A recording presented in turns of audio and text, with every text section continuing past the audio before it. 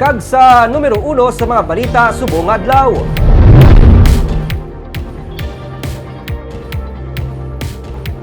Mainit nga ginaistoryahan ang posibilidad nga magapapili bilang gobernador sa nga probinsya sa masunod nga eleksyon si Victoria City Mayor Javi Benitez. Kag si Bacolod Mayor Albee Benitez magapapili bilang senador.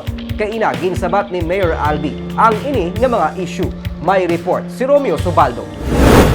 Bangod permi makita si Victoria City Mayor Javi Benitez sa mga pista sa nagkalain-lain nga mga banwa kang syudad, madasig nga naglapta ang sugilanon nga magapapili siya bilang gobernador sa 2025 elections. Kaina, sa press conference ang iamay nga si Bacolod City Mayor Albee Benitez, ginpamangkot siya kung ano ka matuod ang nagagawa ang istorya parte sa iya nga bata. Nakakadlaw ang alkalde sa mabatian ng issue. Si Mayor Javi would like governors. Confirmed? Is it confirmed? Confirmation? No such thing. No, I think what was seen sa mga post ni Mayor Javi kay galagaw siya sa lain-lain nga municipalities, lain-lain nga cities, but that's as a function of ACE president. I think you have to understand that Mayor Javi is the head of chief executives ang bilog ng mga ACE president. Paatag niya ang paglibot sang iya nga anak sa nagkalain-lain nga mga LGU ang kabahin sang iya sini nga responsibilidad bilang presidente sa Association of Chief Executives sa Negros Occidental. Kung siya natagaan sang amuman nga role suno sa alkalde, magalibot man siya sa mga banwa kag syudad.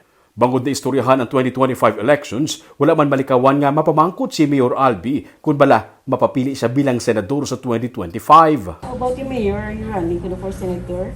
Or are you eyeing Higher position? Kasi sa 5.5 loan, bayaan ko na yun, hindi na anay. Seeking for re-election. You're seeking re-election. We cannot just leave this hanging. We have to see this in full. Dugang pa niya, wala pa gani maprubahan ang 5.5 billion pesos nga loan sa syudad para sa mga priority projects niya. Luyag niya anay nga mapatuman ini. Sa subong, hindi pa siya magbiya sa Bacolod. You know, with all of these programs and projects in line, I have to see it to its completion. Kinanatapos sa tagita. And if needs to be another term, then so be it. So you're not leaving Bacolod yet? You're not leaving Why Bacolod? should I leave Bacolod? Wala man kuno sa kamatuoran nga may nagaduso nga ipakontrahan si Negros Occidental Governor Eugenio Jose Lacson para sa alkalde. Nagapabilin nga mabakod nga nagaisa ang mga lideres sa Negros Occidental.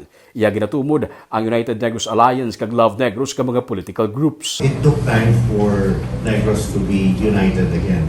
No? You know naman how these things happen. History has told us that Negros has always been united, it has been strong. Natabo, so na kami ang internally, that's where things happened and there were two camps. But now it's back. They're united.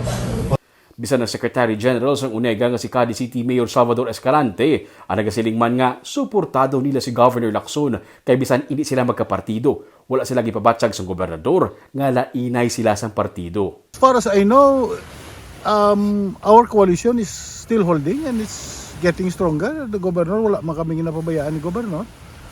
And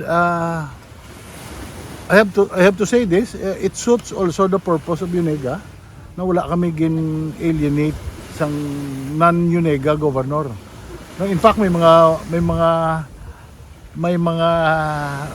recommendations from UNEGA na imbitahon si governor to join UNEGA. Makapila na ka mga pinili ay naglabay kag nag-isa ang UNEGA kag Love Negros. Magluwas na lamang sa mga banwa kag syudad nga may mainit nga bungguanay sang mga politiko.